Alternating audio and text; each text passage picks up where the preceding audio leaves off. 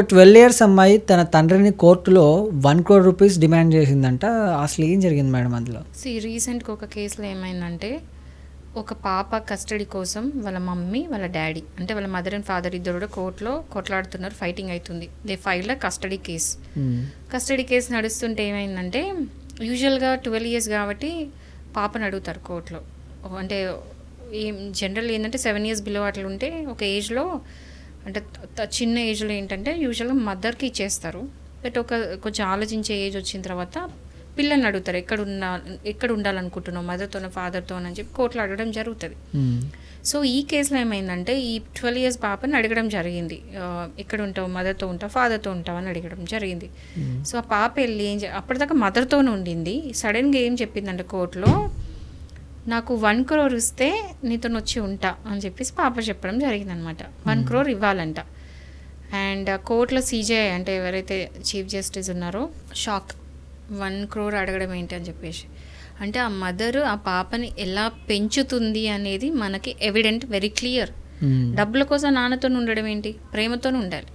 So 1 crore ఇవ్వడం అడగడమే కాక వాళ్ళ నాన్న మీద ఫిజికల్లీ అటాక్ కూడా చేసిందంట కోర్టులో. కోర్టులో అట్లా అటాక్ చేసిందంట. సో ఆ పెంచిన విధానం చూసి జడ్జి గారికి కోపం వచ్చేసి మదర్ని మందలించారనమాట, ఎలా పెంచుతున్నావు అని చెప్పేసి. ఎందుకంటే ఫస్ట్ థింగ్ మనీ అడగడం, సెకండ్ ఫిజికల్ అటాక్ చేయడం, అండ్ మనీ కోసం నాన్న దగ్గరికి వెళ్ళడం. మనీ అంత గ్రీడ్ అనేది మైండ్లో పెంచుతున్నారు. సో పిల్లల్ని ఇలా పెంచడం కరెక్ట్ కాదు. అండ్ ఈ కోర్ట్ కేసెస్లలో పిల్లలను డ్రాగ్ చేయకండి, అంటే మీ బెనిఫిట్స్ కోసం. Let it be mother or father, ఎవరైనా సరే మదర్ బెనిఫిట్కో ఫాదర్ బెనిఫిట్ కోసమో వీళ్ళ మధ్యలో నీగోసుకో లేకపోతే వీళ్ళ మధ్యలో ఉన్న పేచీలకో వాట్ ఎవర్ ఇట్ ఈస్, మీ వాటికి పిల్లల్ని లాగొద్దు ఇందులోకి అని చెప్పేసి కోర్టులు మందలించడం జరిగింది.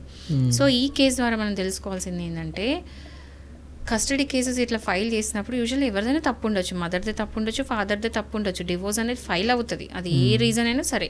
బట్ ఇట్లాంటి వాటికి పిల్లల మైండ్ సెట్తో ఆడుకోవద్దు. ఎందుకంటే రేపు పొద్దున వాళ్ళు పెరిగి ఒక ఇండివిజువల్ అయినప్పుడు వాళ్ళు ఇదే రిపీట్ చేస్తారు.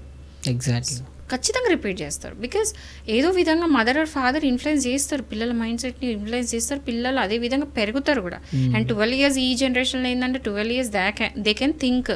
అంటే ఇదివరకు ఏంటంటే 12 ఇయర్స్ అంటే కొంచెం కంటే ఇప్పుడు కొంచెం ఆలోచించడం తక్కువ ఉండేది. బట్ ఇప్పుడు పెరుగుతున్న ఫాస్ట్ స్పీడ్ జనరేషన్లో 12 ఇయర్స్ అంటే పాతకాలంలో 20 ఇయర్స్ ఎట్లా ఆలోచించే వాళ్ళు ఇప్పుడు 12 ఇయర్స్ 20 ఇయర్స్ లాగా ఆలోచిస్తున్నారు.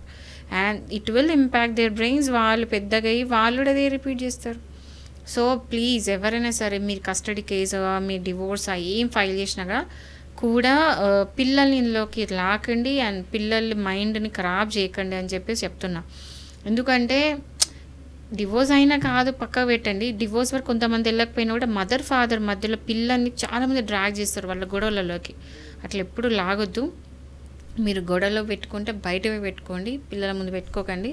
ఎందుకంటే అది పెద్ద అయిన తర్వాత వాళ్ళ భవిష్యత్తుని నాశనం చేస్తుంది.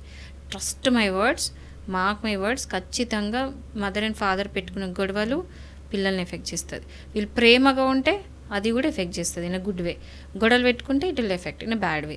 సో మొత్తానికి పేరెంట్స్ మధ్యలో ఉండే ఈ కంపాటబిలిటీ వాళ్ళ రిలేషన్షిప్ ఖచ్చితంగా పిల్లల ఫ్యూచర్ని ఇంపాక్ట్ చేస్తుంది. సో ఇది కోర్టులో చెప్పడం జరిగింది. ఈ కేసు ద్వారా మనం ఈ విషయం తెలుసుకోవచ్చు. సో ఎవరైనా సరే పేరెంట్స్ జస్ట్ బీ కేర్ఫుల్. మీ పిల్లల మైండ్ సెట్ని మీరే ఒక చెట్టుని వాటర్ పోసి పెంచినట్టు మైండ్ సెట్ని కూడా మీరు పెంచుతారు. So just be careful.